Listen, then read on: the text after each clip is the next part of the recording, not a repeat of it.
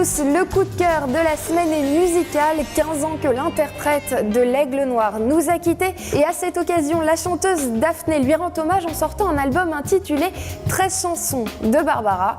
Et enfin, ce mercredi sort dans les salles le dernier chapitre de la saga Twilight. Le film est-il à la hauteur ou nous laisse-t-il un peu sur notre faim? Réponse tout à l'heure avec nos journalistes dans la battle. Mais avant cela, on retrouve les news et les vidéos à côté desquelles il ne fallait pas passer cette semaine. On savait les stars très engagées dans la campagne américaine. C'était notamment le cas de Katy Perry qu'on a vu arborer plusieurs tenues en l'honneur de Barack Obama. Eh bien, la chanteuse a eu la très chic idée d'offrir au président une petite culotte à son effigie. Sinon, Katy, il y avait aussi le slip Obama qui était également disponible, mais bon, on est sûr qu'il a apprécié. On en sait un peu plus sur le Star Wars 7, c'est le scénariste Michael Hard à qui l'on doit notamment Toy Story 3 et Little Miss Sunshine qui a été nommé. Et puis, courageux mais pas téméraire, Steven Spielberg a fait savoir qu'il ne se collerait pas à la réal de ce projet attendu au tournant par les fans et pas folle la guêpe. Le tweet de la semaine est le plus court de l'histoire et pourtant il a enflammé Twitter. Il s'agit d'une photo postée par la chanteuse Selena Gomez de Justin Bieber avec derrière le top Barbara Palvin qu'elle a simplement commenté par des points de suspension. Un tweet qui a provoqué une terrible polémique et si Justin avait trompé Selena, pas facile. La vidéo buzz de la semaine date de 2011 et pour cause, c'est l'annonce du rachat de Lucasfilm par Walt Disney qui a relancé la vidéo sur le net. Une vidéo prémonitoire qui annonçait déjà la couleur Darth Vader et Mickey, même combat.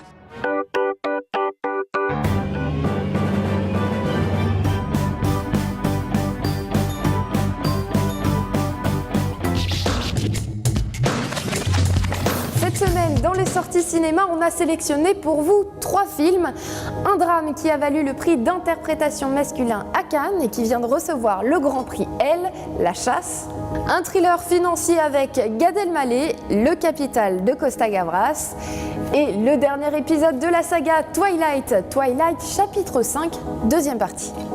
Lucas, la quarantaine, fraîchement divorcé, refait sa vie, une nouvelle petite amie, un nouveau boulot.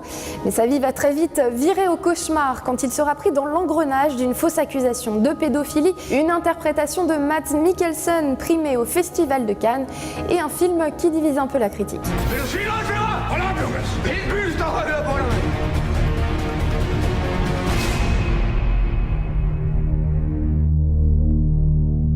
Décidément, cette année, les acteurs comiques gagnent leur lettre de noblesse. Après Michael Youn dans La Traversée, c'est au tour de Gad Elmaleh de prendre un rôle à contre-emploi. Pour son nouveau long métrage, Costa Gavras s'attaque au monde de la finance, un film sur l'ascension d'un jeune polytechnicien pris dans l'univers impitoyable du capitalisme sur fond de crise financière.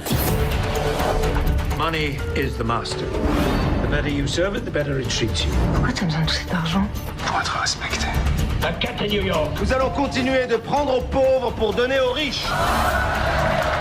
Pour le plus grand bonheur de certains et au grand désespoir des autres, ça y est, ce mercredi sort dans les salles le dernier chapitre de Twilight.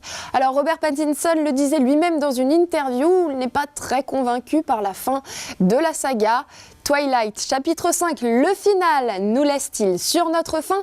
Réponse avec nos journalistes Perrine Kenson et Louisa Amara dans la battle.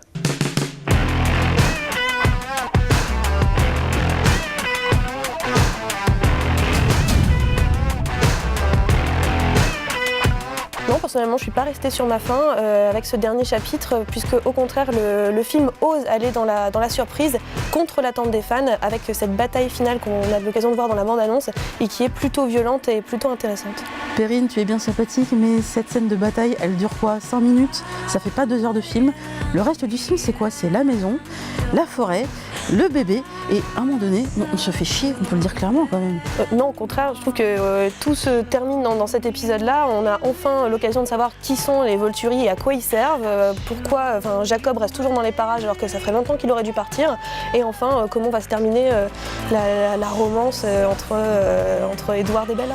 Enfin, c'est la fin de cette saga, mais on nous annonce déjà un reboot. Ça veut dire quoi? Qu'il y avait encore plein de choses à faire, que non, ils n'ont pas encore gagné assez d'argent?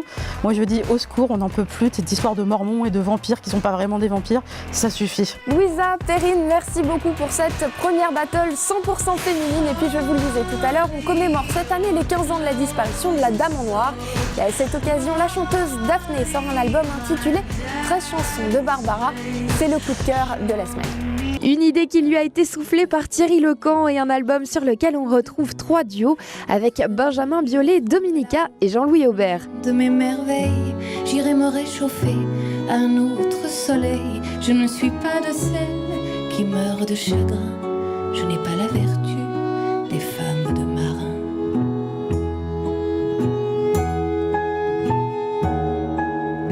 Dis, quand reviendras-tu? Dis, au moins je sais-tu. Rendez-vous sur Europe 1 le 24 et 25 novembre pour un week-end spécial Barbara dans On connaît la musique avec la diffusion du concert Daphné chante Barbara. Daphné qui sera d'ailleurs en tournée pour une série de dates qui s'achèvera sur la scène du Café de la Danse à Paris le 17 décembre prochain. Ce fut un soir en septembre, vous étiez venu m'attendre, ici même, vous en souvenez-vous? Voilà, c'est fini pour aujourd'hui. On se retrouve mercredi prochain où l'on parlera d'une nouvelle chance, le film de Robert Lawrence avec Clint Eastwood, Amy Adams et Justin Timberlake. Salut!